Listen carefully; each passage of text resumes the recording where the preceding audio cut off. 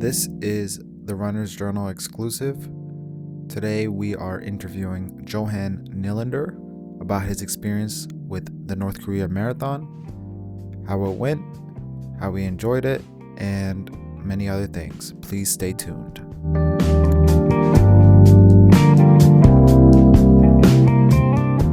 It was absolutely crazy. It's like mind blowing. Yeah. It's like once in a lifetime experience. Oh, for sure. Yeah, for sure. What made you want to go to the North Korea Marathon after all the news coming out of North Korea? I mean, one thing is naturally with all parts of the world, it's like one thing is what you read in the media, one thing is what you see on the streets when you visit different countries. I think that goes for like everywhere in the world. And naturally, North Korea is it's a totalitarian regime. Is lacking a lot of the freedoms that we have in the West. But it's still like from a political point of view, I think it's better to meet people, to have open dialogue with people, and actually go in there and interact with local people and seeing that like we are just human beings. Mhm. We all wake up in the morning. We want to do the best for our families, Yeah. right? We want to go for a drink. Yeah, going to go for a drink after work. And so it's more things that combine us than separates us. And when you go on a tour like this, you realize that people are just people anywhere in the world. How did you hear about this marathon? Well, Choreo Tours is the main organizers, and they've been doing these tours for like many years. Mhm. And this was naturally the first time in 5 years they've organized the Pyongyang marathon. And it was very short notice. It was just like, was it 3 weeks before the race? Mhm. It just popped up on my Facebook because I've been following Yeah. Choreo Tours for a long time. I'm a good friend with one of the founders. And it just popped up on my Facebook, and I just, Mhm. wow. So I signed up immediately. Yeah.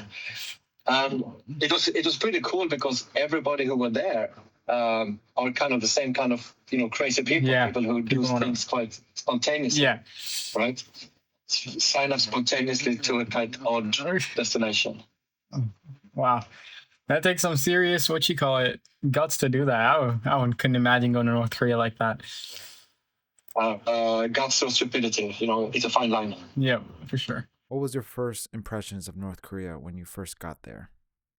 The first impressions, naturally, that the city like looks much more developed than you would expect. I mean, you would think everything is grey and people are walking with their bent backs and everything is depressing. But the first impression that it just looks like any other city. There's a lot of skyscrapers. There's a lot of tall buildings everywhere.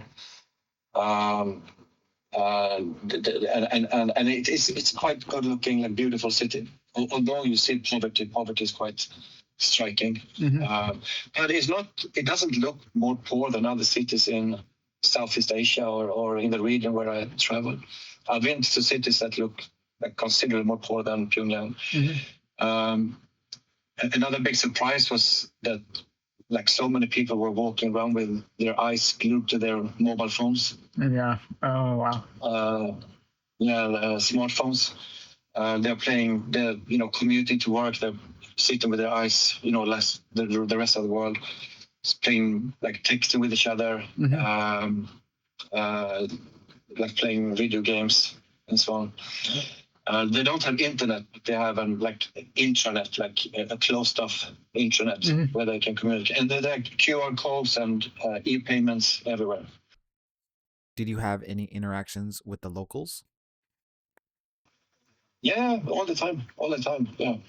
It's restricted where you can go, who you can talk to. You need to stay in the group. You can't speak to everybody. But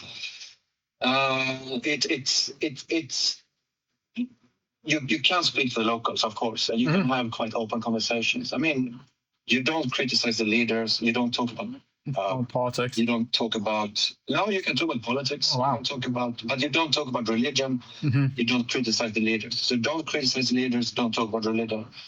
But no, we spoke about Donald Trump and we spoke about the trade war and sanctions and so on. Yeah, like some interesting conversations, but it's funny, like everybody knows who Donald Trump is, but Yeah. no one remembers the name of the other guy. Right? He's so famous. And yeah, but naturally you keep it careful because it's about your own safety. It's also about the safety of the people who you interact with. Yeah. So, I mean, it's the same. I travel a lot to mainland China, and it's the same there when you go to a restaurant. Like you need to be a bit careful what you talk about, and keep your voice down when you talk about sensitive topics. But I mean, you can absolutely interact with locals, and this is running the marathon is a big difference compared to like a tourist. We were not there as tourists; we were there as officially like amateur athletes. And when you run through the streets of Pyongyang, you can. I mean, you don't have long conversations, but you can like high five all the people standing by the side of the street, right? My 18-year-old son ran with me. Oh wow! Some of the local kids, on the pavement started to run with him on the sidewalk, started to race with him, and like all the others were like shouting, "Bali, Bali, Bali," which means faster, faster, faster in Korean. Yeah. Right? So yeah, it was really fun. Well, I was surprised your son went with you too. Yeah, well, he's as brave or stupid as I am. Yeah. No, he's 18 years old, so yeah, no, it was a lot. Well, I gotta ask you, who finished first? Was it you or him? Hey, what do you think? I'm guessing the younger age helped him a little bit. Yeah.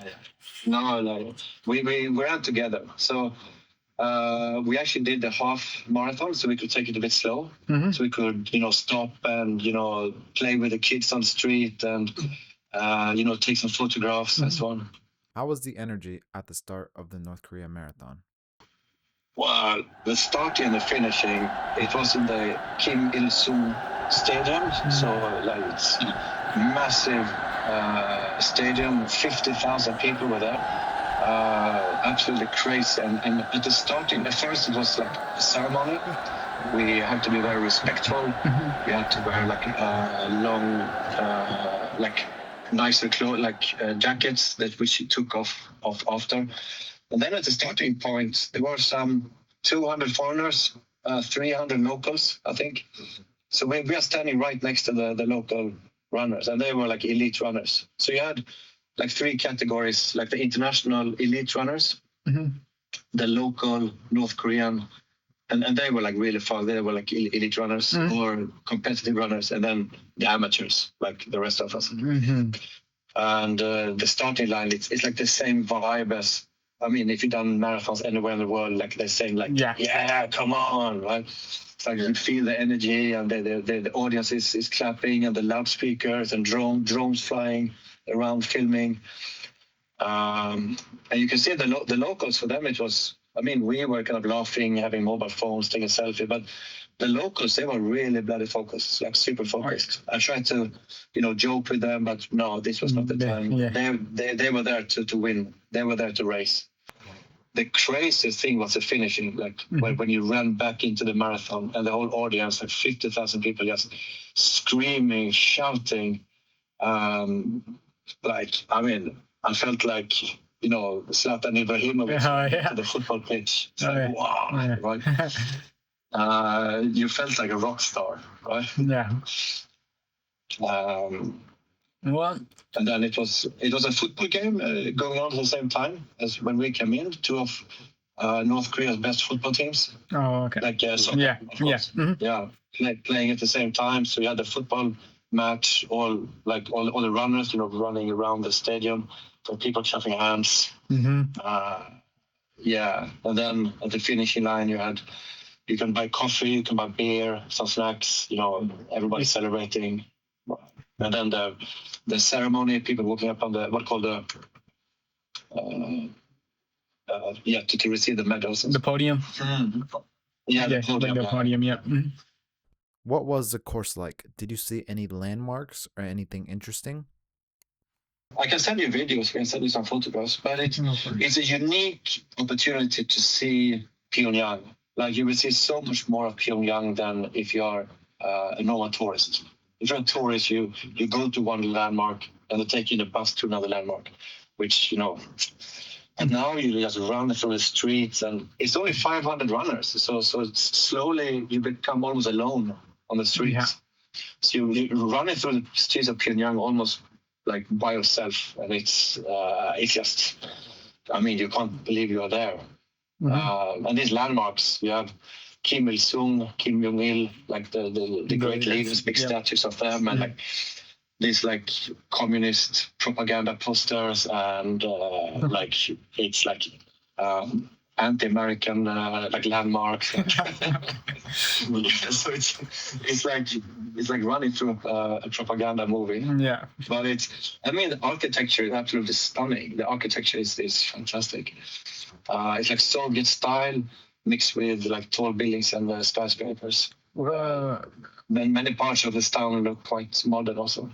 Were you surprised with that architecture? Because a lot of the propaganda, not propaganda, but just media here displays North Korea as being very poor, not a lot of infrastructure or anything like that. No, I mean, it is poor, of course. It's, I mean, GDP, if you look at the numbers, of course, they are like way poorer than South Korea. People in North Korea, they are shorter. Why they're shorter? Because they can't eat. The last generation of lack of food.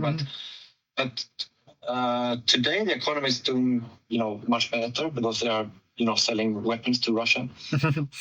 They're doing more trade with China. So economy is getting better. And the infrastructure, like the bus system, the metro, I mean, it's old, but it's functioning. And I was very surprised about the number of tall buildings, the number of skyscrapers.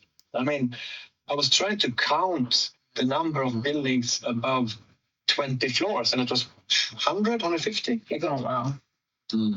Yeah, like I was really, I mean, I've been traveling to more than 50 countries, and I don't get easily surprised, but I was very surprised by how modern things looked. And then, of course, you don't know what it looks like behind the facade, right? You don't know what's inside. How's the building quality? Is it just concrete and steel? I mean, I don't know the quality of the inside, so I don't want to, glorify the country in any way. So don't get me wrong. It's more what you see with your eyes is, and a lot of people speak Chinese. A lot of people speak Mandarin, and some of the kids speak English because they have English in school. Yeah, but running through the streets, I mean, if you're ever going to go visit North Korea, the marathon is absolutely the best opportunity because it gives you more freedom to roam around, to interact with people and roam around. And also in the mornings we could go for morning runs without the guides, so that was pretty cool. Yeah, so you can go for like a 4 or 5 kilometer run in the outskirts of the city. But I'm sure there were like guards, pretending to wait for a taxi. Right? There were a lot of people, when you come back from the run, they were still waiting for the taxi. Yeah. How controlled was your experience outside of the race? You have to stay in the group. That's gets a bit annoying all the time. You have to stay in the group. You can't wander around freely. There's always someone with you. Even if you go to the toilet, someone will come with you. And it's also, I mean, the tour guides, they have to be careful because they have to do things right from their end. Otherwise, something might happen to them. And so it's very restricted in that way. It's surprisingly, I was surprised how much interaction you can have with the locals, but it's still, it gets to you after a while that you always have a babysitter with you. I mean, then in the evenings, we were having drinks, singing karaoke and so on with people from the Ministry of Sports. The people from Ministry of Sports were there, and we were like drinking, singing karaoke. Like it was quite wild. And then we can have a bit more, unrestricted conversation. So, and I mean, as long as you don't disrespect the leaders, and don't talk about religion, and just be generally, mindful and respectful. Actually, the tour operator, the most important thing they said, be respectful and be mindful. And I think that should go for tourists, wherever you are in the world. Fair enough. Okay, so Johan, can I ask you, how much research did you do before you got to North Korea? Did you do any at all, or did you just say, "Oh, let me just go see what it's like"? Yeah, well, I've been there one time before, 10 years ago. Yeah, but I mean, it's hard to do the research. If you read Western media, it's, as you said, it's really portrayed as a hellhole, and I think everybody on the trip are quite surprised.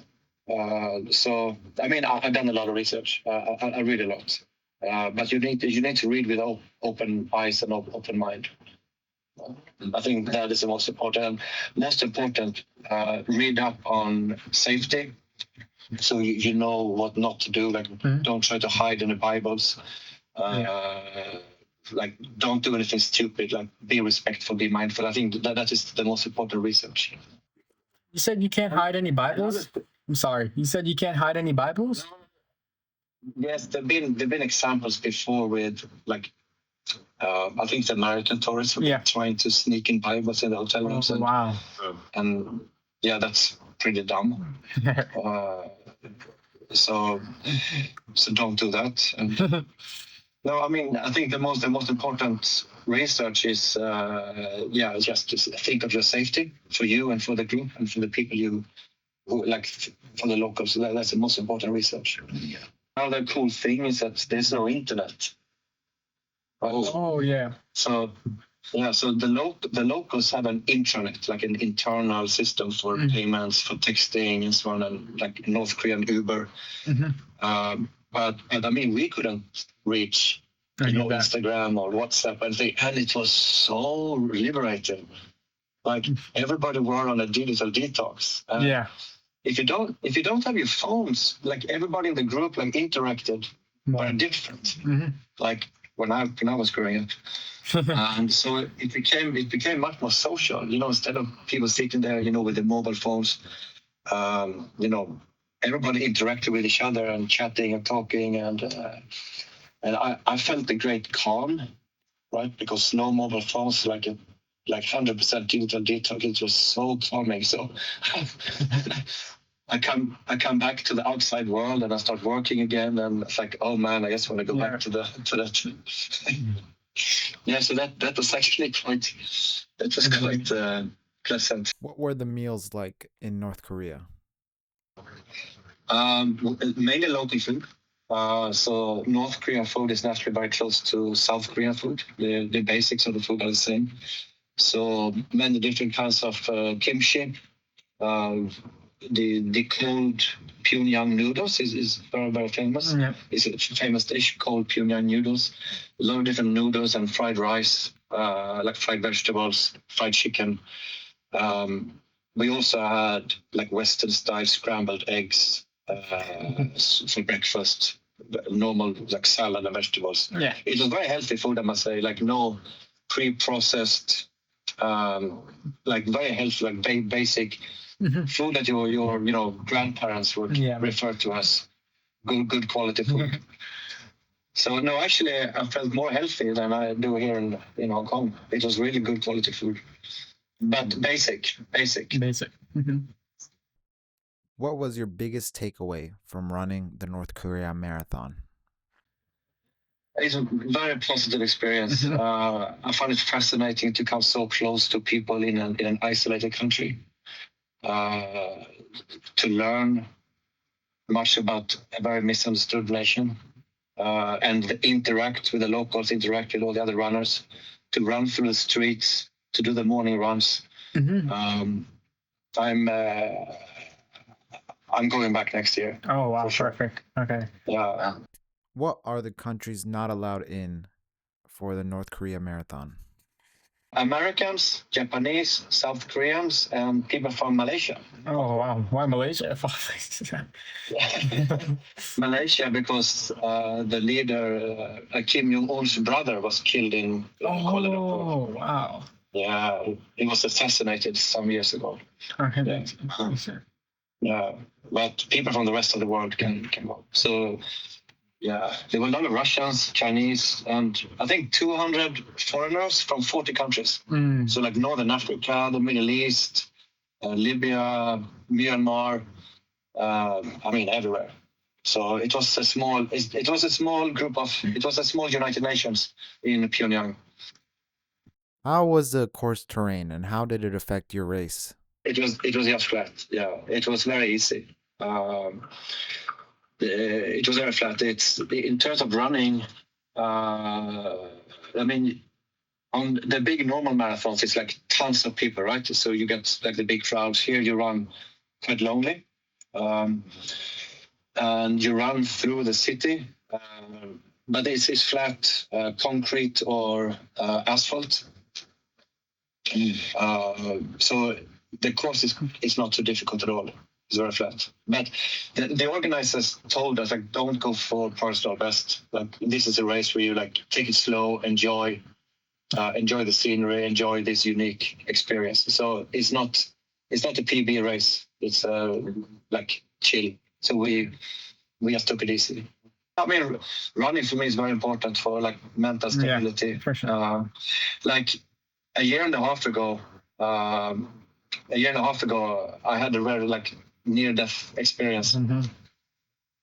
My appendix burst. They flew me with a helicopter. I spent 1 month in hospital. I was like this close from dying. Yeah.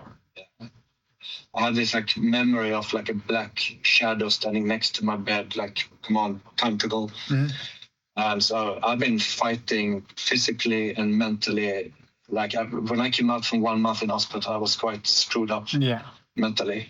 I had like tramadol, fentanyl, morphine every day for a month. I was in a bad state. So running has really been my, the thing that helped me physically and mentally. So this North Korea marathon is just part of my, trying to be mentally stronger, physically stronger every day. What was your biggest takeaway from this experience? I think my biggest experience is that just sitting down with the local people, having conversations about life, about that we are all the same people. I think that is the biggest one. I love running past, because we're the first Westerners in 5 years. So a lot of the kids on the streets, they have never seen Western people. So they were standing there with big eyes. And so, we were like waving and doing high fives with them, and they were like so excited. You see that glow in their eyes, that excitement. That really is heartwarming. And every marathon is a fantastic experience, but the marathon is in such an isolated country. It has an extra dimension to it. A more in-depth interview is available on therunnerjournal.org with an article.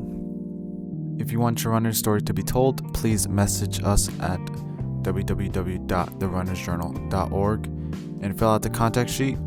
I hope you have a good day. Thank you. Bye.